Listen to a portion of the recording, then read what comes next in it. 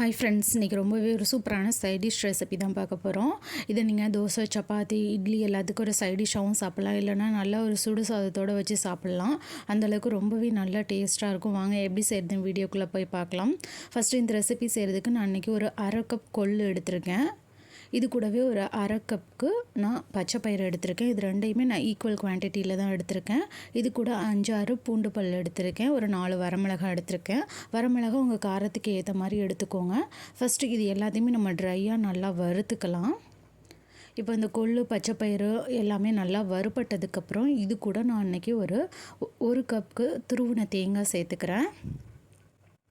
இப்போது இது எல்லாமே நல்லா நமக்கு ரோஸ்ட் ஆகணும். தேங்காய் ரொம்ப நேரம் ரோஸ்ட் ஆகணும்னு அவசியம் இல்லை. அதனால தான் கொள்ளு, பயிரெல்லாம் நல்லா ரோஸ்ட் ஆனதுக்கப்புறம் நான் தேங்காவை லாஸ்ட்டாக சேர்த்துக்கிறேன். லைட்டாக அதில் உள்ள நீர்ச்சத்து கம்மியானால் போதும், அந்தளவுக்கு வறுத்தா போதும். இப்போது இதை நல்லா ஆற வச்சுட்டு நான் ஒரு மிக்ஸி ஜாருக்கு சேர்த்துருக்கேன். இதில் தேவையான அளவு உப்பு போட்டுக்கிறேன். இப்போ இது நல்ல ஒரு ஃபைன் பேஸ்ட்டாக அரைச்சி எடுத்துகிட்டு வந்துடலாம். நம்ம கொள்ளு வெயிட் லாஸ் பண்ணணுங்கிறதுக்காக மட்டும் யூஸ் பண்ணுறதில்ல. கண்டிப்பாக ஜலதோஷம் இல்லைனாக்கா ரொம்ப இருமலாக இருக்குது, அந்த மாதிரி டைமில் கூட எடுத்துக்கோங்க. நல்ல ரிலீஃப் கிடைக்கும். வெயிட் லாஸ் பண்ணணும்னு நினைக்கிறவங்க கண்டிப்பாக இந்த மாதிரி ட்ரை பண்ணி பாருங்கள். நல்ல ஒரு டிஃப்ரென்ஸ் தெரியும். இப்போது நான் இதை நல்ல ஒரு சுடுசாதத்து கூட சேர்த்துக்கிறேன். நான் இன்றைக்கி இது மேலே தேங்காய் எண்ணெய் தான் யூஸ் பண்ணுறேன். உங்களுக்கு தேங்காய் எண்ணெய் வேணான்னா நல்லெண்ணெய் கூட யூஸ் பண்ணிக்கோங்க.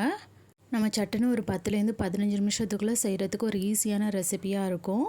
நமக்கு சைட் டிஷ் பண்ணுறதுக்கு டைம் இல்லை, அப்படி இல்லை உங்களுக்கு குழம்பு வைக்க டைம் இல்லைன்னா இந்த மாதிரி ட்ரை பண்ணுங்கள். ரொம்பவே நல்லாயிருக்கும்.